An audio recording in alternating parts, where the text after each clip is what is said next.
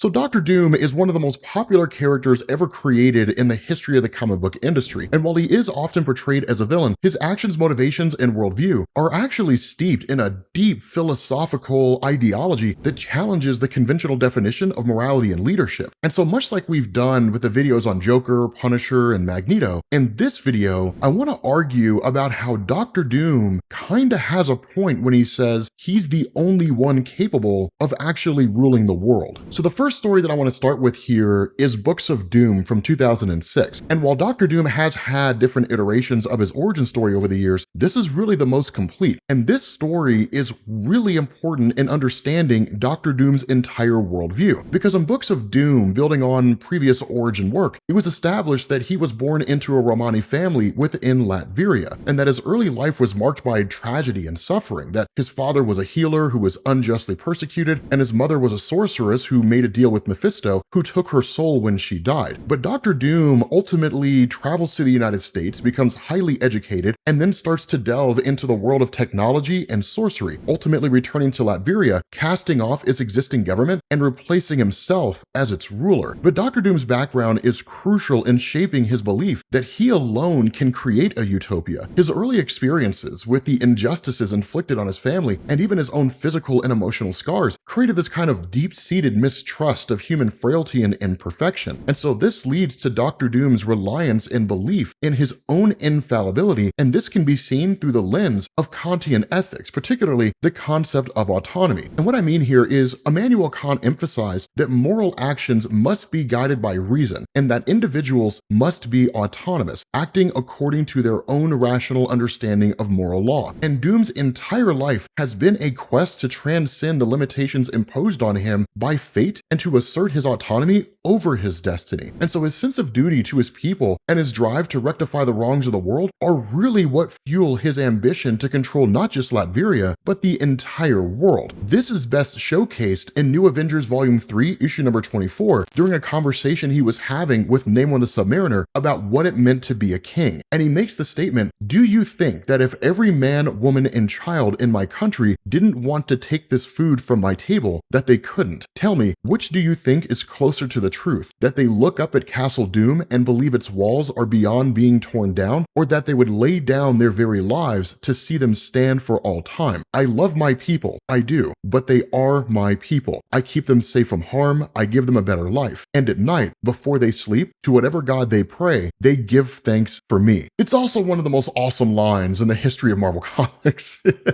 But moving on here, right? The next story that I want to talk about is one of the greatest stories ever written for Doctor Doom and a massive missed opportunity for Black Panther 2. This is Doom War. Now in this storyline, Doctor Doom orchestrates a coup d'etat in Wakanda to seize control of its vibranium, i.e. make a lot of noise over here so no one sees what's going on over there. And so he does this by orchestrating a nationalist uprising, taking advantage of Wakanda's political instability. And ultimately, he's successful. But Doctor Doom's endgame is not some mere accumulation of wealth or power for its own sake. He believes that with access to vibranium and its ability to amplify magical powers will allow him to create a global utopia by enforcing peace and order through superior technology. This is shown when Doctor Doom goes to pass the final test to access Wakanda's vibranium reserves. This final test requires him to appear before the Panther goddess Bast, and he does so in a humble form, stripping off all of his armor and bearing his true self. Following this, he allows the Panther goddess Bast to look into his soul and to see what his true motivation is. And Doctor Doom says, "Measure my crimes against what mankind has done to itself, and I am a saint. I have looked into the future. I have seen how one violent action after another spins the world toward a future where all that remains of Earth is a burned out cinder. Every time I have looked into the future, that is what I have seen. Every time but one. In one possible future, mankind becomes united. Cures for all diseases are found. Global conflicts end. Hunger is abolished. Education is universal, and no one goes without. In that world, there are laws. To break even the slightest of these is to suffer immediate and terminal punishment. After a while, no one would dare lay hands upon the innocent or commit a crime of hate or steal bread from the table of another. 10,000 futures have I looked at, 100,000, and in only one does mankind finally unite and flourish and survive. Only one Doom World. Now, Doom War exemplifies Dr. Doom's belief in his moral authority to reshape the world, and his actions, while ruthless, are underpinned by a conviction that the ends justify the means, a belief grounded in a Kantian sense of duty and Rousseau's idea of the general will. And what I mean here is Jean-Jacques Rousseau argued that true freedom is found in obedience to a law that one prescribes to oneself, and that the general will should be sovereign. And so Doom sees himself as the embodiment of the general will, a leader who knows what's best for the world and is willing to make the hard decisions that others cannot. And his seizure of Wakanda's vibranium is not just an act of conquest, but a step towards the realization of his utopian vision, where he believes that he can enforce peace and prosperity on a global scale. Now, people would listen to that and they would likely argue there's no way that would ever actually come to fruition, but it did in a story called Emperor Doom, where Dr. Doom finally gets what he sought all this time, which is complete control over the world. And he does this by using the mind-controlling powers of the Purple Man, and he imposes his will on humanity, effectively becoming the planet's unchallenged ruler. And under his rule, the world actually becomes a more orderly place. War ceases, crime drops to zero, and poverty is eradicated on a global scale. But Doom's dominion is not one of free will. It is a world where individual freedoms are sacrificed for the sake of security and order. And this can be analyzed through the lens of political realism, particularly the ideas that were put out by Carl Schmitt, who was a very controversial philosopher and argued that the primary function of the state is to ensure order and security, even at the expense of personal freedoms, because Schmitt believed that the sovereign must have the ultimate authority to decide in times of crisis, and that the state's duty to maintain security could justify the suspension of ordinary democratic processes and civil liberties. In Schmitt's view, security is the foundation of any stable society, and without it, freedom is basically meaningless because society would use that freedom to destroy itself. And so Dr. Doom's rule in Emperor Doom is a manifestation of Schmitt's principle of the sovereign decision. By taking control of the world, Doom eliminates the chaos and conflict that plague human societies, imposing a strict order that prioritizes security above all else. And his rule is an embodiment of the belief that a strong, centralized authority is necessary to maintain peace and prevent the descent into anarchy. And so the world under Doom's control, while it again is devoid of free will, is one where the horrors of war and crime are effectively gone, fulfilling Schmitt's idea that the state's primary function is to protect its citizens from existential threats. What's particularly interesting about Emperor Doom is that Dr. Doom ultimately relinquishes his control, not because he doubts the effectiveness of his rule, but because he realizes that a world without freedom, even one that is secure and peaceful, is ultimately hollow. But from the perspective of political realism, this could be seen as Dr. Doom's greatest mistake, because the story highlights the tension between freedom and security, suggesting that the sacrifices Doom made to ensure global stability were necessary, even if they came at the cost of personal autonomy. But another significant storyline that I want to talk about here is arguably one of the most important stories and human stories for Dr. Doom, which was called Triumph and Torment. And this was a story where Dr. Doom teamed up with Dr. Strange to free the soul of Dr. Doom's mother from Mephisto. Now, this story is important because it highlights Doom's deep-seated sense of duty and honor, as well as his willingness to make personal sacrifices for the sake of others. And despite his cold and calculating nature, Doom is driven by a profound love for his mother and a desire to right the wrongs that were done to her. And so his journey to hell and his eventual triumph over Mephisto underscore his belief in his own moral superiority and his willingness to confront the forces of evil, even if it's on their own terms. And so Triumph and Torment can be interpreted through the lens of Immanuel Kant's categorical imperative, which basically says, an act is moral if and only if everybody can do it. And so Dr. Doom's quest to save his mother is driven by a moral imperative that transcends personal gain, that he's motivated by a sense of duty to his family and a desire to uphold his own code of honor. But this story also aligns with Hegel's concept of the absolute spirit, where the realization of freedom and self-consciousness involves a reconciliation of individual will with universal principles. And Doom's confrontation with Mephisto is not just a battle of wills, but a struggle for moral and spiritual redemption, where Dr. Doom's belief in his own righteousness is ultimately vindicated. But the final story that I want to talk about here is quite possibly the most important story ever written about Dr. Doom. Of course, we're talking about Secret Wars in 2015, where Dr. Doom ascends to the level of a god when the multiverse collapses due to the incursions. Now, during this story, Dr. Doom seizes the power of the Beyonders, these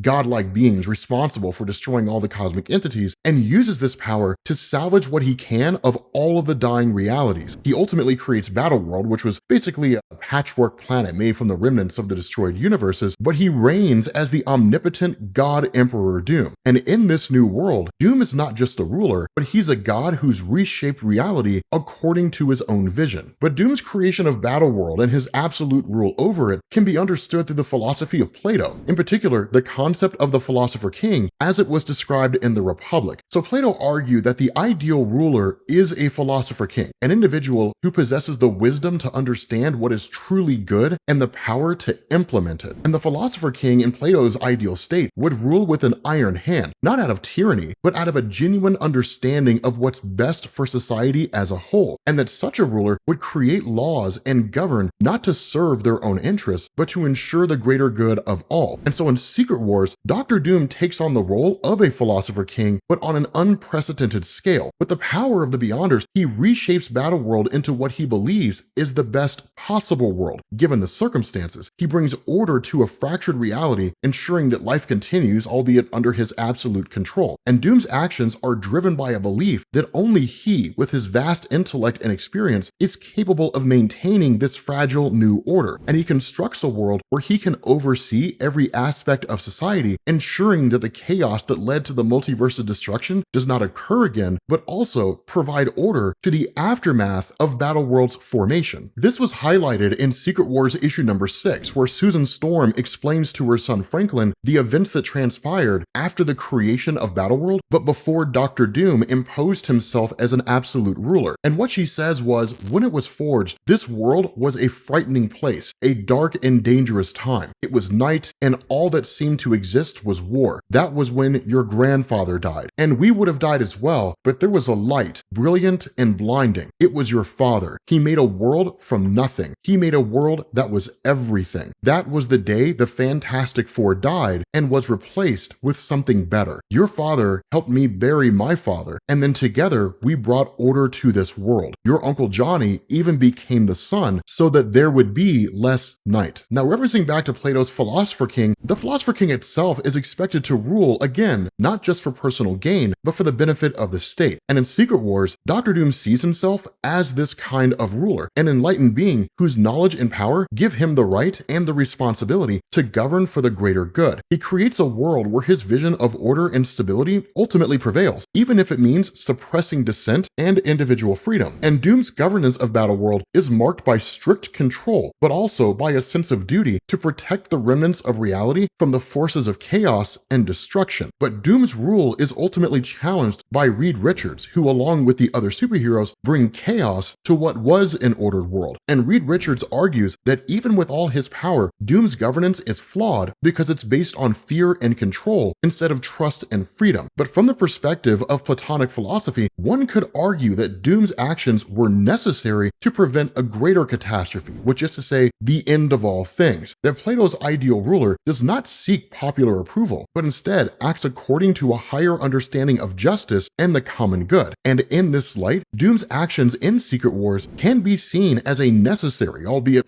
imperfect attempt to create a stable and just society in a reality that is inherently unstable and chaotic. And so wrapping all this back around again and really proving our point here, Doctor Doom's worldview is not that of a simple tyrant seeking power for its own sake. Instead, he's a complex and deeply philosophical figure who genuinely believes that his rule is the only way to achieve a better world. And his actions, while often ruthless and morally ambiguous, are driven by a sense of duty, honor, and a belief in his own moral and intellectual superiority. And through these various stories that we've discussed here, there is a common and consistent theme that he alone can create a utopia by enforcing order and eliminating the flaws that plague humanity. After all, if superheroes and the human race on Earth were capable of making the world better, why isn't the world better yet? But with that being said, guys, we're going to bring this video to an end. Let me know what you think down in the comments section, and let me know if there's any other characters you want me to cover, and I will catch you all later.